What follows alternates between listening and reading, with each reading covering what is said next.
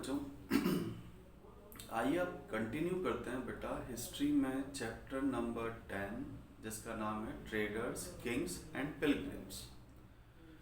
In yesterday's class we have discussed about the Satvahana rulers who were popularly known as Lord of Dakshin Path.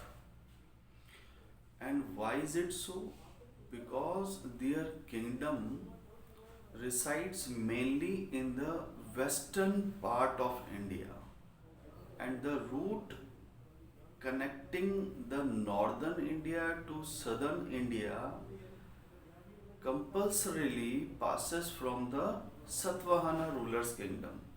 So, whenever any trader merchant wants to travel to the southern India for getting goods like spices, sandalwood, corals, then they have to pay some tribute or gifts to Satvahana authorities. Yesterday we have discussed this thing. In today's class, we will discuss about the silk and the journey of the Silk Route, as well as the kingdom which has maximum control over the Silk Route, that is Kushana's kingdom. So let's start the today's lecture with the term silk. Silk is basically a highly valued fabric, यानी कि silk एक बहुत ही कीमती fabric है जिसे कोकॉन्स से develop किया जाता है। कोकॉन्स यानी कि कीड़े, और सिल्क को हिंदी में कहा जाता है बच्चों रेशम। तो ये हम बात कर रहे हैं अराउंड 7000 ईयर्स एगो की। उस समय पर सिल्क के बारे में कोई नहीं जानता था, और ऐसा माना जाता है कि सिल्क से थ्रेड और कपड़े बनाने का ये जो टास्क था, ये सबसे पहले इसका इन्वेंशन चाइना में हुआ। चाइना के लोगों ने जो रेशम के कीड़े होते हैं जिन्हें कोकुन्स कहा जाता है, उनमें से निकलने वाले रेशेस यानी कि छोटे छोटे रेशे जिन्हें धागे भी कहा जाता है, उन्हें इकट्ठा किया सावधानी से, क्योंकि हम इन फिंगर टिप्स से उन रेशेस को कलेक्ट करते हैं। ज़्यादा हम प्रेशराइज करेंगे तो उन कोकुन्स के मर जाने का डर रहता है, इसलिए फिंगर टिप्स बहुत ज़्यादा सॉफ्ट होनी चाहिए। तो चाइना के लोगों ने वहाँ से कोकुन से वो रेशे इकट्ठे किए, फिर उससे थ्रेड बनाया, थ्रेड से वो क्लॉथ बनाया उन्होंने। ये बात है 7000 साल पहले की। और फिर उन्होंने जो इनसे वो रेशमी कपड़े बनाए, उसे उनके व्यापारी पैदल, है ना, या फिर कैमल्स, हॉर्सेस, डोंकीज या बुलक कार्ट्स की मदद से दूसरे देशों में जाकर बेचना स्टार्ट किया। अब क्योंकि रेशम वह कपड़ा था जिसके बारे में अभी तक दुनिया को पता ही नहीं था, तो जो चीज़ सब जगह पर अवेलेबल नहीं होती है बच्चों, उसकी कीमत बहुत ज़्यादा होती है।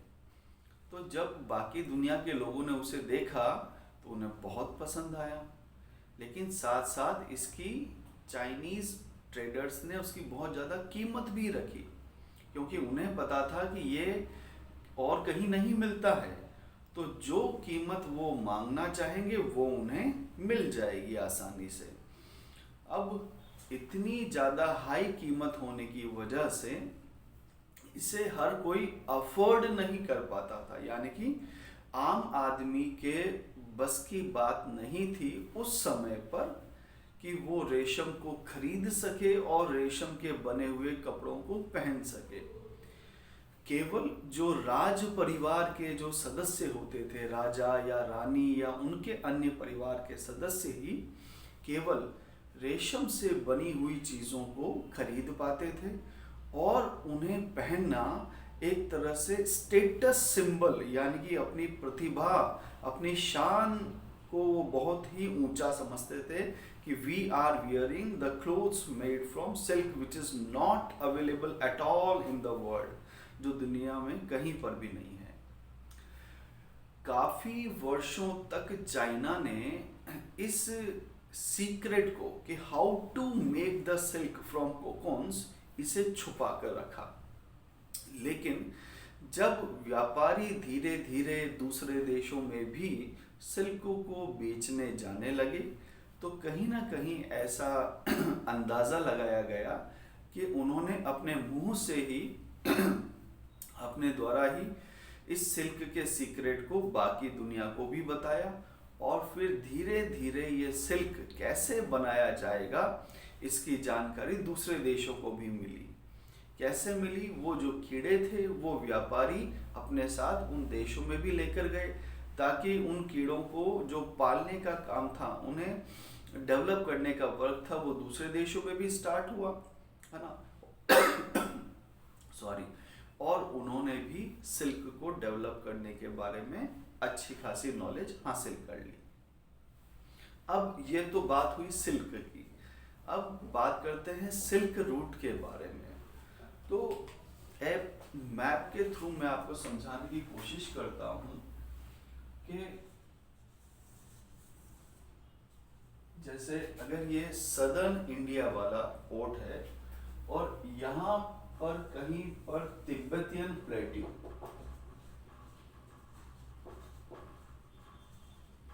है ना, उस समय पर चाइना इंडिपेंडेंट कंट्री नहीं था बच्चों, है ना। उस समय पर तिब्बतियन प्लेट्यू को ही आज की डेट में चाइना कहा जा सकता है ना, प्रेजेंट डेट पर अगर हम देखें तो यहाँ से व्यापारी पैदल, ऊंट पर, घोड़ों पर, डोंकीज पर या बुलक कार्ट्स पर अपने सामान को लेकर यात्रा करते थे। और यहाँ कहीं आता होता है मिडिल ईस्ट, है ना, जिसमें अफगानिस्तान, ईरान और आगे चलकर रोम जैसे देश आते हैं, वहां तक ये लोग सिल्क को बेचने के लिए जाते थे। कई बार ये चाइनीज मर्चेंट्स एक और रूट को यूज करते थे, और वो होता था समुद्री मार्ग, है ना। पहले इन प्रोडक्ट्स को, ये जो कोस्टल एरियाज है, इन पोर्ट पर लाया जाता था, है ना, और फिर पोर्ट यानी कि बंदरगाह, फिर उस सिल्क के प्रोडक्ट्स को इन बंदरगाहों पर खड़े जहाजों में लोड करके फिर जहाज की मदद से इस जगह पर ले जाया जाता था। यानी कि सिल्क रूट, सिल्क के ट्रेड होने के दो रूट थे, एक रोड वाला रूट और एक सी रूट। यानी कि सिल्क के ट्रेडिंग के दो रूट हो गए बच्चों, एक हो गया रोड के थ्रू और दूसरा हो गया सिल्क के थ्रू, सॉरी सी, समुद्र के थ्रू। इसलिए कहा जाता है कि मौर्यन एम्पायर के बाद में जो ज़्यादातर किंगडम्स डेवलप होना स्टार्ट हुई, वो इन कोस्टल एरियाज के पास में डेवलप हुई, है ना।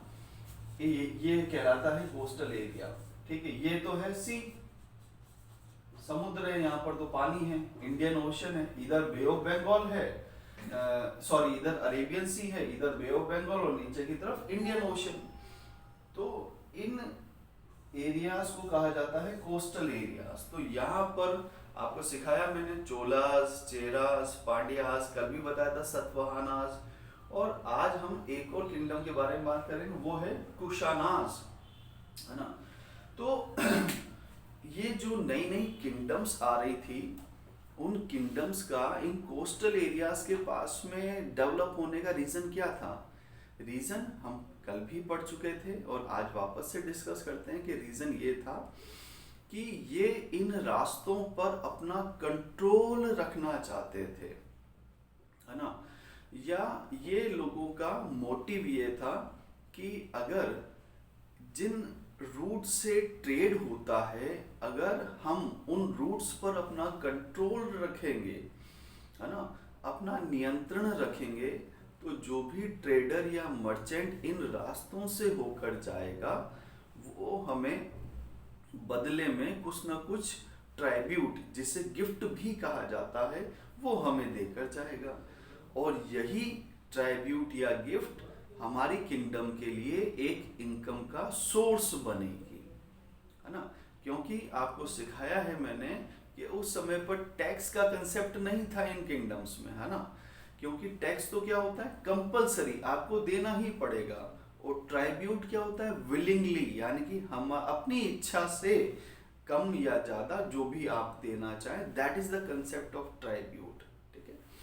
तो कुशानाज रूलर्स का जो किंगडम था वो समहाउ इस जगह पर लोकेटेड था, यहाँ थे बेटा कुशानाज, है ना। और आप लोग अच्छे से जानते होंगे कि ये जो बेल्ट होती है ये इंडस रिवर वाली है ना। इंडस रिवर सिखाया है आपको स्टार्टिंग में ही, फर्स्ट सेकंड चैप्टर में ही, कि इंडस रिवर और उसकी 5 ट्राइब्यूटरीज होती हैं, जैसे रवि, व्यास, झेलम, चेनाब, है ना। ये सब इंडस रिवर की ट्राइब्यूटरीज हैं।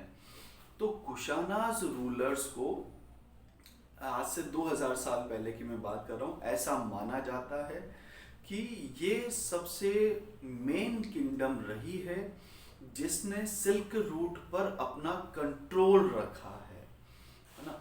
और इन कुशानाज किंगडम में से जो सबसे ज्यादातर समय जिसका कंट्रोल रहा वो थे कुशानाज रूलर। कुशाना क्या है, किंगडम का नाम है। तो कुशाना किंगडम के जो भी रूलर्स हुए उनका सबसे ज्यादा कंट्रोल इस सिल्क रूट पर रहा। और इस किंगडम में 2 ट्रेड सेंटर डेवलप हो गए, क्योंकि यहीं से, इसी किंगडम से होकर वो चाइनीज ट्रेडर्स ट्रैवल करते थे। तो इस किंगडम में यहाँ पर कहीं एक जगह पर मथुरा भी होता था और पेशावर। तो कुशानास किंगडम में 2 या 3 ऐसे ट्रेड सेंटर डेवलप हुए जहां पर व्यापारी आते रुकते और वहां पर भी ट्रेड होना स्टार्ट हो गया। उन जगहों के नाम है तक्षशिला, पेशावर और Mathura. Peshawar is presently in Pakistan and Takshila is also in Pakistan, while Mathura is in Uttar Pradesh. तो कुशानास किंगडम के 3 जगह काफी फेमस हुई इस सिल्क रूट पर कंट्रोल होने की वजह से। अब जैसा कि अभी आपको मैंने बताया कि ये कुशाना जो किंगडम थी, यहाँ से इंडस रिवर भी पास ऑन होती थी। तो इस इंडस रिवर का काफी ज्यादा उन्हें सपोर्ट मिलता था ट्रांसपोर्टेशन में, है ना। क्योंकि अगर हम नदियों के थ्रू गुड्स को एक जगह से दूसरी जगह पर भेजते हैं तो उसे कहा जाता है बेटा इनलैंड वाटरवेज, यानी कि हमारी सीमा के अंदर ही, इन मतलब अंदर, हमारी सीमा के अंदर ही जो पानी का रास्ता है उसे इनलैंड वाटरवेज कहा जाता है। ठीक है। और जो बाहर का है वो सी वाटरवेज, है ना, दैट इज द ओशियन या सीज का कंसेप्ट होता है वो। तो इन नदियों की काफी सहायता मिलती थी उन्हें कि वो इन नदियों में नावों के ऊपर अपने सामानों को रख दिया करते थे व्यापारी। और उन नदियों के सहारे वो नदियां कहाँ जाकर मिलती थी, वापस से सीज में। तो सीज पर जो भी पोर्ट्स होते थे, जो भी बंदरगाह होते थे, वहां पर आसानी से उन नदियों की मदद से नदी के बहाव को फ्लो में वो बोट्स आसानी से ट्रेवल होती होती उन पोर्ट्स पर पहुंच जाती थी। और फिर उन पोर्ट्स से आगे की जर्नी, यानी कि रोम या अफगानिस्तान या ईरान या पर्शिया, दूसरे देशों में अपने सिल्क को वो व्यापारी भेजा करते थे। ठीक है। इसके अलावा एक और बात इसमें सिखाई जाती है कि कुशानास रूलर इतिहास में सबसे पहले वो रूलर्स हुए जिन्होंने ट्रेड करने के लिए गोल्ड कॉइन को इशू किया, है ना। ये बात आपको याद रखनी पड़ेगी बेटा। They were the first rulers who use and issue gold coins for the trade purposes, है ना। इसके पहले के जो कॉइन्स होते थे, जैसे मौर्यन एम्पायर में उस समय पर सिल्वर तक हम पहुंच पाए थे, और उसके पहले भी ब्रॉन्ज या और किसी मेटल के वो होते थे, कॉपर वगैरह के। लेकिन गोल्ड का सबसे पहला जो हिस्ट्री में इस्तेमाल है वो कहा जाता है कि कुशानाज रूलर्स ने किया। और कुशानाज रूलर के ऐसे तो इस किंगडम के बहुत सारे राजा हुए, लेकिन सबसे मेन जो नाम लिया जाता है वो है कनिष्क का, है ना। कनिष्क का जो रूल था, जो उनका शासन था, वो आज से 2000 साल पहले, 2000 ईयर्स एगो पहले बताया जाता है। तो ये हमने बात की कुशानाज रूलर्स के बारे में। अब हम एक और टॉपिक के बारे में बात करेंगे, और वो टॉपिक है बच्चों बुद्धिज्म। हालांकि हमने सीखा है कि बुद्धिज्म काफी पहले से भारत में फ्लरिश होना स्टार्ट हो गया था during the time of Mauryan empire also, है ना। जैनिज्म और बुद्धिज्म ये पहले से डेवलप होना स्टार्ट हो गए थे। तो इस समय के तक तो बुद्धिज्म काफी ज्यादा फल फूल गया था। तो जो ये कुशानाज रूलर्स थे, और स्पेशली जो कनिष्क थे, उनका क्या कंट्रीब्यूशन रहा बुद्धिज्म को आगे बढ़ाने में, आइए अब उसके बारे में बात करते हैं। तो जो कनिष्क थे बच्चों, उन्होंने एक बुद्धिस्ट काउंसिल की फॉर्मेशन की, है ना। काउंसिल मतलब होता है एक तरह की समिति, है ना, एक तरह की कमेटी, जिसमें बुद्ध धर्म की जानकारी रखने वाले लोगों को एक साथ रखा जाता है, ताकि वो बुद्ध धर्म या गौतम बुद्ध के बारे में जो कुछ भी जानते हैं उससे जुड़ी हुई सामग्री को वो एक जगह पर इकट्ठा करें, या लिखना चाहें तो वो लिखें, ताकि उस काउंसिल की मदद से ज़्यादा एविडेंसेस या डॉक्यूमेंट्स या रिटर्न चीज़ें बुद्धिज्म के बारे में कलेक्ट की जा सके। इसी कंटेक्स्ट में कनिष्क जो राजा थे कुशाना किंगडम के, उनके दरबार में एक कवि यानी कि पोइट हुआ करते थे, उनका नाम था अश्वघोष, है ना। ये भी याद रखना पड़ेगा आपको।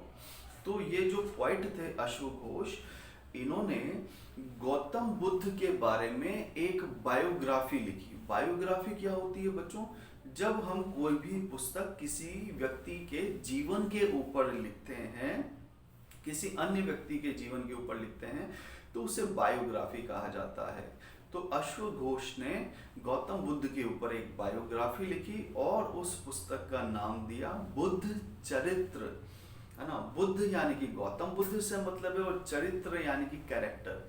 तो गौतम बुद्ध ने बचपन से लेकर, यानी कि जन्म से लेकर उनकी मृत्यु तक उनका जीवन कैसे रहा, कैसे वो बड़े हुए, किस परिवार से वो आए, फिर उन्होंने कहाँ कहाँ पर मेडिटेशन किया, कहाँ पर एनलाइटमेंट किया, पीपल ट्री कहाँ था, फर्स्ट टीचिंग कहाँ पर दी, उनकी डेथ कहाँ पर हुई, और उन्होंने क्या क्या अच्छी अच्छी बातें सिखाई, ये सभी बातों को लिखा गया अश्वघोष के द्वारा बुद्ध चरित्र में, है ना। तो ये थी बच्चों आज की क्लास बुद्धिज्म के बारे में। कनिष्क ने और क्या क्या प्रयास किए, और बुद्ध चरित्र में और क्या क्या लिखा हुआ है, ये हम कल वाली क्लास में डिस्कस करेंगे। I hope you all have understood this. Thank you so much बच्चों, थैंक यू।